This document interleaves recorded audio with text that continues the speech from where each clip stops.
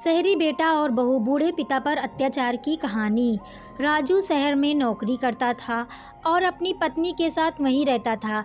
एक दिन उसके पिताजी भी उसके पास पहुंच गए। पहले राजू और उसकी पत्नी बहुत ही खुश हुए, लेकिन जब उनको मालूम पड़ा कि पिताजी अब यहीं रहेंगे तो उनको बहुत ही चिंता होने लगी।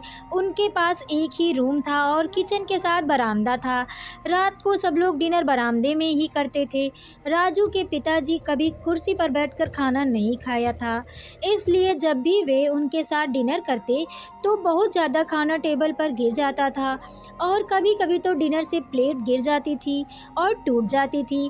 कुछ दिनों तक तो यह सब राजू और उसकी पत्नी ने बर्दाश्त किया, लेकिन एक दिन उसकी पत्नी बोली, यह रोज़-रोज़ नहीं चल पाएगा, और दोनों उनके साथ बुरा बर्ताव करने लगे।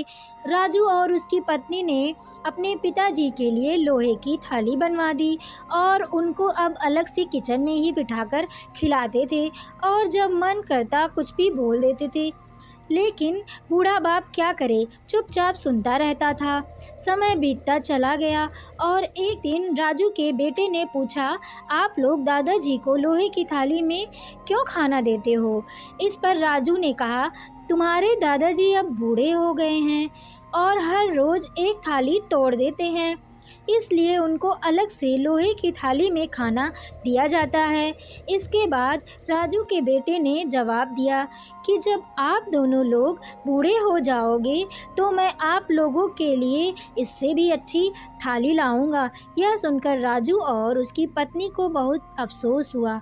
उसी दिन से उन लोगों ने अपने पिताजी की लोहे की थाली फेंक दी और सब लोग फिर से साथ खाना खाने लगे।